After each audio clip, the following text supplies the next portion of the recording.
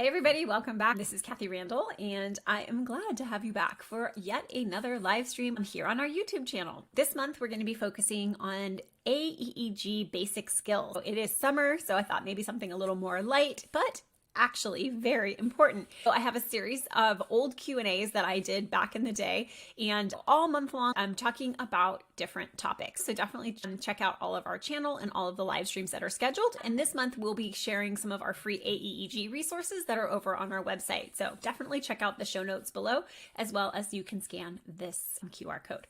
In this particular session, I'm going to focus on some of the basic skills around the 7 S's of aEEG interpretation. And I'm going to talk most specifically about the importance of background aEEG as it relates to babies who are undergoing cooling for HIE. So I hope you enjoy this presentation, and I'll see you at the end.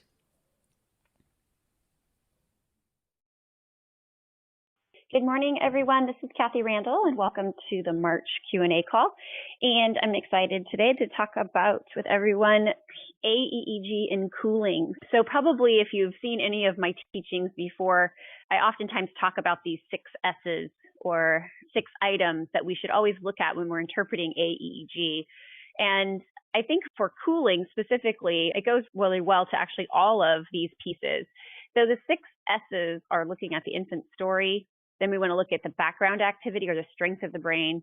We want to look at sleep-wake patterns, symmetry between the right and the left, so looking for unilateral injuries. We want to look for stability, but really more importantly for our cooling babies, we're actually looking for improvement and change over time, because oftentimes they start out more depressed. And then, of course, for cooling kids, we're looking at seizures, since we know that about 80% of their seizures are going to be subclinical. So I think just as a reminder, these are the 6 S's that we should always be looking at, but specifically for cooling kids, there are some individual things that we want to look at in a little more detail. So just as a reminder, there are basically 5 patterns. I always like to, especially if you're teaching others about aEEG, it's always good to just remind people how simple aEEG really is. That there is really only 5 patterns. 1 is normal for term babies, 1 is normal for preterm babies, and the other 3 are not normal for anyone at any age, even you and I as adults. These are not normal tracings for us at any time of life. So the 5 patterns, we're all aware of them and very familiar with their names, and probably very familiar with the way that they look, even without the voltage limits on these pictures. We're all pretty familiar with them. Just as a reminder, there's just 5. And so what I like to do when I'm first teaching, especially nurses, to be learning how to interpret aEEG is just to really always think, number one, at that baby's story, because that's going to help inform you about what you expect to see. And so we always should go looking at our aEEGs about thinking about what do I expect or intend to learn from this tracing. And if you're the physician, why did you order it? And why are you looking at it now? So I think that it's always really a good idea to be having those things in mind. And when we think about the baby's history, we can think of their long-term history for as long, maybe their gestation. How long is their gestation? What's their gestational age? What is their now chronological age? But really, what was their OB history, depending on how far away or how close that was to when you're monitoring them? Whether or not you're cooling, what stage of cooling you're in, and then what medications have they recently received? And so usually we're thinking about things that they've received sometime in the last hour. But when we look at injured brains, sometimes because of the ability for the body to clear those medications, it can be even up to 24 hours ago that they've received medications. So I think it's important to always look back at what's been ordered, what's been given, and use that in context of what you're seeing on the monitor. Because certainly we know some medications are going to suppress the brain. And so then it's going to inform us about whether or not we think that's injury or is that a result of medication. So I think, again, just looking at what's expected. And then if that doesn't match up, then starting to think of reasons why that might not match up. So just as a little further detail about thinking about the patterns that we see, the effect of injury, so especially today talking about kind of the impact of cooling in HIE, what are the kinds of patterns that we see with HIE typically? And then, of course, just as an add-on, kind of gestational age, what are some of the things that we oftentimes see from a gestational age point of view related to these background patterns? So if we see continuous normal voltage, there's either no injury or extremely little injury. Of course, if babies are older in gestation, we might see continuous normal voltage as well.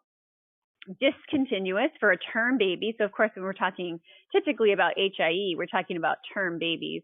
So in this case, we're thinking about a discontinuous pattern is not what we would typically expect for a term baby. And so whether that's an indication of mild injury or even potentially some effective medication or sedation that we've given that is maybe explaining why we see discontinuous. Then, of course, burst suppression, especially if it's really transient, maybe only lasting a few hours, might be indicative of a mild injury.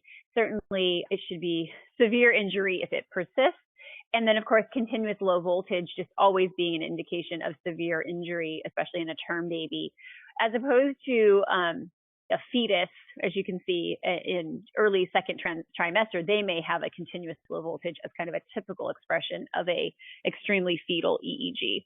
So again, just kind of thinking about that depending on the level of HIE, maybe depending on the SARNOT score, you may expect to see some of these things. Of course, we always hope to see something better to give us a better prognosis. But again, these are things we might expect if we do have a EEG on a kid with HIE. So this is just a slide sometimes I show, just again saying for term babies, really only the green or good is that continuous normal voltage, as opposed to our preterm babies where really we expect them to probably have a discontinuous trace to some degree. If their gestational age is approaching more of a term baby, we expect to see them continuous normal voltage.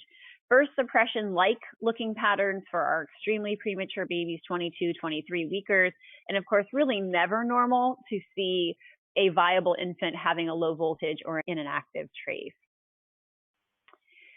So I thought in just prompting some discussion is looking back at why do we like aEEG for kids with HIE, and this is a pretty classic study. So if you're not familiar with it, it's a little bit out of date now that we're in this cooling era, but really this is going back to Cherhas and their group, and this was published in 2004. And it's a very busy slide, so I'll walk you through it if you've never seen it before. It's actually one of my favorite research graphs. But basically, the way that I read this and the way that it was originally described to me, on the left-hand axis, those are the actual patient number. And then on the bottom scale is time. So just to orient you to that these are individual patients, and this is a time scale for their aEEGs over time. And these are infants who were born with HIE. And this was, again, early 2000s. These infants were not being cooled. And what they did is they broke them into groups of babies who had normal outcomes, mildly abnormal outcomes, and then extremely abnormal outcomes and death. So you see that on the far right-hand side. And then they color-coded their aEEGs to just show the progression of aEEG over time. And so we can look at the kind of the blue colors are the continuous normal voltage. The purple would be if they had sleep. The green is if they had discontinuous tracing. And if it's superimposed with any kind of checkerboard pattern, that meant that they had epileptic activity, any kind of seizure at all. Yellow is burst suppression. And then the orange is continuous low voltage, and the red is flat. So if we look just at the normal section, the babies who had normal outcomes, so that's going to be those babies that are from number 28 and below, you see sprinkled there. You can see that for the most part, they are all kind of sitting in this green and blue zone. We have a couple babies who started out number 22, I think it is, or right above number 22, who started out as red, flat tracing. That was right around 6 hours of age. Then you can see quickly transitioning into continuous low voltage and then switch to discontinuous pretty quickly. Then we can look at others where they vacillate, the one that's on the very, very bottom, number 3, where it started out as burst suppression, went to discontinuous, back to burst suppression, discontinuous, and then back to a continuous normal voltage trace. So I really enjoy looking at it this way. This way to see that for the most part, kiddos who have a normal outcome are actually those kids who had either a brief time sitting in those abnormal traces, but for the most part, we're sitting somewhere in our discontinuous or our continuous normal voltage patterns. Then we move up to the mildly abnormal section, and those are babies who had mild outcomes, and I believe it's 18 or 24 months outcomes they looked at. And these kids, you can see also, some of them actually had pretty normal traces right from the beginning, which is always disturbing, right? Because those are the kids that we don't expect. You can see that baby number 19 had a normal trace, and there's a gap. And then you can see at almost 72 hours started having seizures. So again, that's kind of an interesting one where they didn't monitor, but maybe he started showing clinical signs. So they remonitored, and then they saw seizures. That's that green one where you see the gap, and then the other recording there right at 72 hours. Then you see the others, again, similar to our healthier kids, where they went through these periods of low voltage, then burst depression, interspersed with a few seizures, and then you see returning to a discontinuous trace, which we would expect. And then we look at our abnormal babies on this particular graph, and that they are primarily the babies who are having the continuous low voltage tracings, they're having flat tracings, a lot of burst depression, and most notably, you'll see many of these babies having some sort of seizure activity as well, which again really tells me that we need to be monitoring these kids continuously, because there's just so high risk for the ones who are going to have the worst outcomes are going to be the ones who have this really high seizure burden. So again, this is pre-cooling. So many people still wonder, what do we do now that we're in this cooling era, and do these numbers do they really fly? So you can see that the kids who did the best had a return of kind of a normal pattern, somewhere around 24 to 36 hours. So that used to be our cutoff. We used to say these kids need to, by 36 hours, have a better tracing, or we're going to have more suspicion for long-term issues. So probably all of you are then aware of kind of the follow-up that Mariana Sorensen, Lena Hellstrom-Westis, Linda DeVries, and others did, looking and seeing at whether or not this time to return to normal trace was still accurate when we looked at kids who had been cooled. Have all of you seen this before? So I was going to just go over it really briefly if you haven't. But it really does say that time to normal trace continues to be a strong predictor. But the little asterisk or the little caveat to that is now we give them until 48 hours. So we wait those first 2 days of cooling, then we really hope to see a return of normal pattern. If we don't, then we have a higher level of suspicion.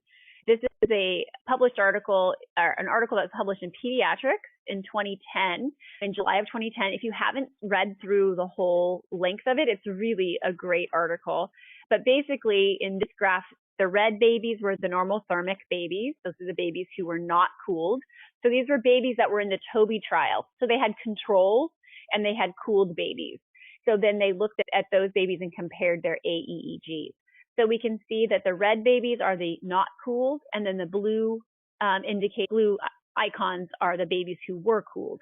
Babies who had a normal outcome have an open shape, and the babies who have poor outcome have a filled-in shape, so either a filled-in triangle or a filled-in circle, so a solid circle or a solid triangle. And then the babies who died actually are the stars. So you can see, if we just look at the babies who were cooled and who had normal outcomes, you can see the cluster there. They're mostly down there by the 0 to 6. Then we've got a few at 12 hours, a few more at 18 hours, a few more at 24 hours, a few more at 36, and the last being at 48 hours. We see the babies who had poor outcome.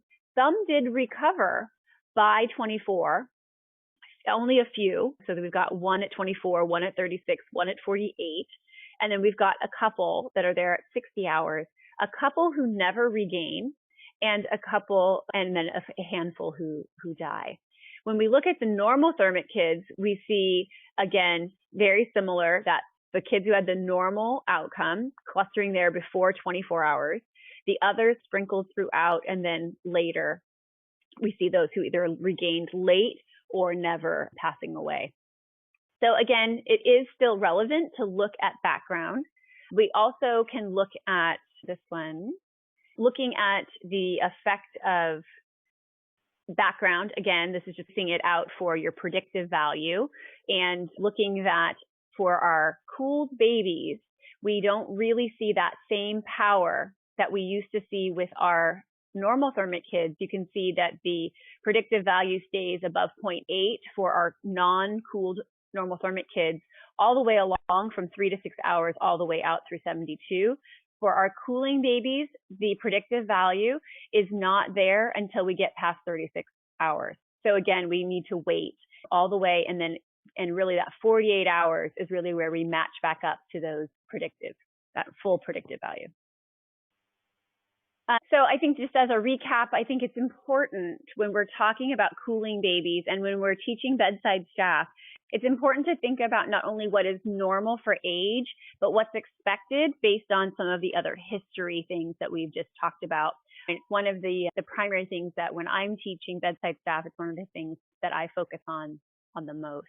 So I hope that was helpful. It's just a little overview and just a few little talking points about cooling in aEEG.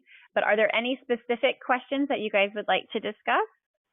You can go ahead if you want to either unmute yourself, you can, or if you want to just type a question, feel free. Oh, sorry, I'm seeing the questions were, what do I think of the subclassification of discontinuous low and discontinuous high? It's usually used for the preterms. This is correct. Absolutely. So there is a subclassification. It was, I think, published by Klebermas and Olashar. And I like it. I think it is informative, especially in the preterm babies. It really does speak to the amount of discontinuity. And I think that there probably is some degree of that we see in cooling kids as well, really trying to draw that fine line between how low is low and how much higher is their high. And probably in cooling, we probably see a split similar to prematurity of probably some acuity. We probably do see some differences. But I think primarily its usefulness has been mostly looked at for preterm babies. There's a question about whether or not aEEG should be used as an indication for cooling. This is a great question, actually. I think that aEEG in and of itself is a helpful tool during cooling. My personal opinion about it is that we used aEEG as a qualification when we were trying to figure out which kids were the sickest, when we didn't know whether or not cooling was safe. Based on the NICHD, the body cooling trials that didn't use EEG as a qualification, we still see a favorable benefit. So I think we should monitor, for sure. I think we should monitor. But I think to not cool a child who clinically meets criteria because the aEEG isn't fully showing the extent of injury, I think we may miss a few kids. There's always the chance that there may be some sort of artifact that is unidentified that makes the pattern look more normal. And then I worry about those kids that end up crashing or turning into a worse clinical scenario around 8 or 10, 12 hours, and that now we've not cooled and now they're in status. So I think that because we know there is such a benefit to cooling, that I don't think that we need to use aEEG anymore as a single rule in, rule out. But I think in the beginning, when we didn't know its safety, I feel like aEEG was a really smart way for us to choose infants with the most potential for benefiting. But I don't know that it's really relevant anymore. So you also ask about, great question as well. So according to this paper, and I'm going to go back here. So actually the normal trace defined in this particular article was discontinuous. So even though it is not an expected pattern for an infant of that age, because of the injury, they allowed discontinuous normal voltage. So probably, again, back to your question about high discontinuous, it was probably those high discontinuous patterns versus the low discontinuous patterns. I'd have to go back and look at it exactly, but for this study, I remember there is a page where they considered normal to be both discontinuous and continuous normal voltage. Great, you guys are using EEG as well. I think that these new devices that can do both EEG, full EEG with access for our neurologists, and aEEG trending for the bedside staff are really the best of both worlds. as happens in the States, usually when we have full continuous EEG, it's only continuously recording. It's not being continuously reviewed. And I think that with aEEG, and especially during HIE, that we want to have that continuous review by the bedside team, and we don't want to miss out on that opportunity to intervene more quickly and to recognize these very subtle improvements that we might see in our kids around that 24 to 36 hours. The trend is so powerful and so easy to use. And I think that our neurology colleagues, as they begin to see that value, will really enjoy using the trend, and then have the benefit of also being able to look at the details of the EEG for other subtle findings for prognosis. But for trend and prediction of normality, I think that having the trend at the bedside is so important. Looks like Gabriel is just mentioning that. Thank you. I'm glad you agree. I always wonder if I'm out there by myself thinking these things. You're using aEEG and EEG for all babies with HIE preterm below 31. That's great. And babies with congenital heart disease. Yeah, they're. Oh, great. I love that your neurophysiologists love aEEG. This is fantastic. Yeah, it's such a simple, powerful tool. I wish everyone would embrace it as much as you. Gabriel, are you using hydrogels with your preemies? Or are you using needles? Needles. So even for the small ones. You find the staff are quite keen for using the needles for the littlest ones as well.